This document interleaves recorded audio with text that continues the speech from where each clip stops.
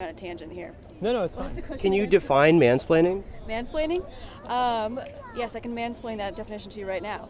Mansplaining is when a man is talking to a woman, usually. I mean, I think that's in the title. When he's talking to a woman and he's basically explaining something that he assumes that she has no idea what it is because it's like in the male's realm of whatever. So if that's like a war term or like a mechanics thing or honestly just anything. Like a lot of the academic world I feel like is like that. Explaining something to a woman that doesn't need to be explained. How many women though know about mechanics? I'm sure a lot of women know. I don't know much about mechanics. I can't speak for all women here. And his name is John C.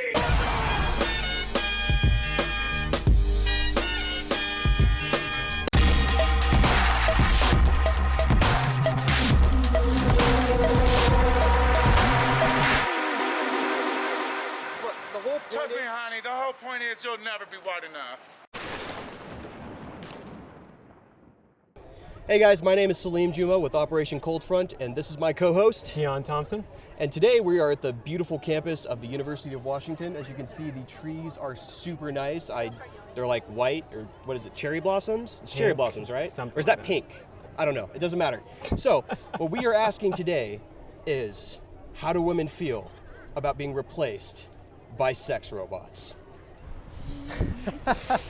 Sex robots? Yeah, it's a big thing. Right now there is a huge pushback from the feminist perspective, and then there's the MRAs, and basically people are kind of arguing about it, and the objectification of women, and there is a big chunk of men that just don't want to deal with women, period. So it's kind of a giant culture clash. But what do you guys think about it? Like, do we support that? Support it, and what do you think about it in general? I think that's weird. Yeah, I don't think that's I don't think any guy's gonna be satisfied by a robot like he could be satisfied by a woman, like a wife. You can't reproduce. Yeah. Well, yeah, but we actually have negative birth rates in the United States anyway. Nobody's getting married and people aren't having kids regardless. So, I mean, yeah, it's definitely a factor if you want to have children, but most people, like, how old are you guys? 21. Yeah, so I'm 25. I mean, most people in our generation don't want to have kids, as far as I've seen. What can a relationship bring to the table that a robot would not? Children? Real life. Children? But you know, I suppose no, it's okay if you would like to have sex with the robot. Why not? but don't you think that could be good for children and or bad for children and relationships and things like that? No, it's good, guys. We have too many people in our world today, so we don't have to fix quantity of people. So we don't have to have a kids anymore. So people should just bang robots. There's actually a big rise right now. They think they'll be completely like more human by like 2040 or 2050. But even the ones right now are not fairly advanced, but they can do basic household chores, tell you that they love you and all that kind of shit, you know? So what do you think? What do you think's contributing to that? I would say the rise of technology, lack of personal contact. It's a fair assessment. Downside I could see too as being like antisocial at that point. Fair enough. Like the anti-social social club? Yeah. So what do you think could be contributing factors to that? Contributing factors to what? To men. Sex robots. Yeah, like wanting to replace their relationships and women with sex robots. Take away the emotional side. Yeah. You can't get hurt, I suppose. Yeah, it's No more arguments? No. Yeah. sex related. Yeah, and it can just be whatever the male Want it to be. Yeah. How do you feel about women being replaced by sex robots? Awful? That's terrible.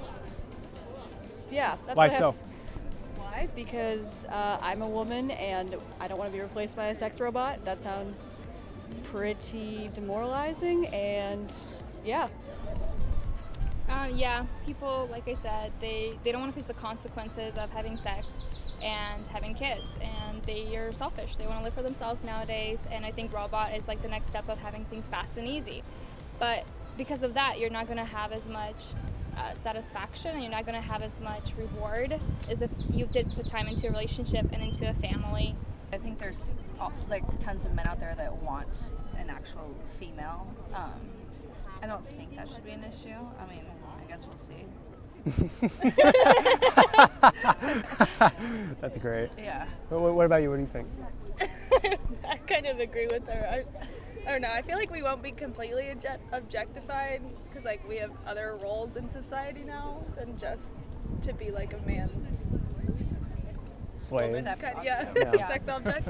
But I guess just like it's a time when white men are realizing that they're not the top of the world anymore or top of the food chain. So anything that might, fight that is probably contributing to replacing women with sex robots. So question, you mentioned white men specifically, but there is a big chunk of those disenfranchised young men who are not white. They are of every color, Black, Asian, Indian, Latino, and they all feel the same way about how things are going.